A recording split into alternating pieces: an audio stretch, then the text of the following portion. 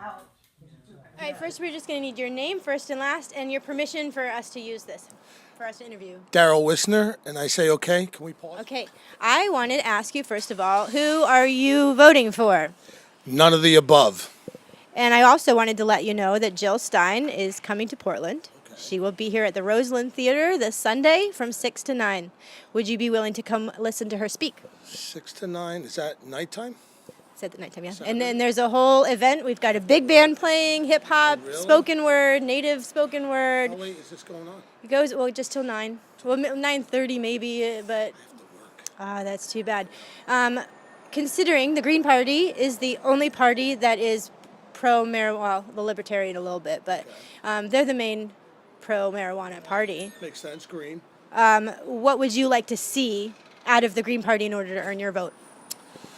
Well, I'd like them to get rid of the lobbyists. I think The Green Party is the only party that has no lobbyists. correct, but if they were in office to get rid of the, to get rid of the lobbyists and to clean up the corruption in the government, because we're poisoned. That's why I'm voting none of the above. What could the Green Party do to get your vote? Well, I don't know much about the Green Party, actually. So, I mean, what are they really about? They're about anti-war. They're about peace, people, and over profit. Peace. Peace is a tough one because I think we use that word too loosely. We hear all the candidates and, our president and everything say peace and security. Those two words go together, And so when I hear peace, I think no one can really do that. I know that sounds kind of Debbie Downerish, but Well, then where does it start? I think we need a revolution. I think that's where it really starts. And I don't know if it's a party system that does that.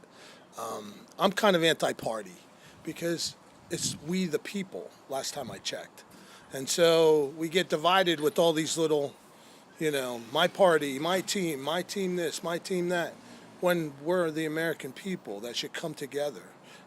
I try to wake people up on the street individually and get away from the party system because I think that's what gets in the way of us. My best friend he was poor and he ended up becoming a Republican. I'm like, and he's not rich, and he's jumping on the Trump bandwagon. And me and him are from New Jersey, and we know what this guy's like. I don't want to say clown, but he is. But I know the history of this guy, and my friend has gotten brainwashed to that, and he's become a Republican. When we used to talk, say what's wrong with these parties. So everybody, it's the divide, rule, and conquer theory. Maybe I'm rambling, but No, you're not rambling, but I did want to add. So because I agree. However, I am a member of the Green Party, but it's only because you need to be organized in order to fight an organized establishment. Well, So the Green Party is a way to get people together to organize to fight off to the an establishment. extent, to an extent. I think Thomas Jefferson said it the best. He said there should be a revolution in this country every 20 years because government gets institutionalized. I'm not a big fan of Thomas Jefferson, but one of the few things he said that was really great was that. And it rings true to today. We've gotten so institutionalized. And I think any party system has that corruptibility of that. That's why I say it's about we the people. We have to wake up as a people and get away from the, no disrespect to your party, and say, we're fed up. We want to do it our way, not your way anymore. And that's all I have. And I think that's what the Green Party stands for. What they stand for is enough, and we need to be taking care of our appreciate that. planet because there is no other party that even thinks about the planet, and it's like a hello, duh. So you could be an independent party, but we're not much by ourselves. We have to band together. Well, the elites, have you heard of the Georgia Guidestones? No, can you tell me about yeah, that? yeah, sure. They're in Georgia, and it's the elites' 10 Commandments on these stones that look like they look like Stonehenge, and they're written in 7 different languages. And the first commandment is to reduce the population to 500 million, but then it's all about the next 4 or 5 are about saving the planet, doing this, doing that. And I think that's their ultimate goal down the road, with us in mind of not being a part of it. You see what I'm saying? I mean, if they want to reduce the population to 500 million, That's like us and like half of Canada and Mexico for the world, you know. But that's my All right, and we just wanted to ask you about, since this is North Mississippi, we're in North Portland, and there's been a lot of gentrification, and we just wanted to know what your thoughts on that were.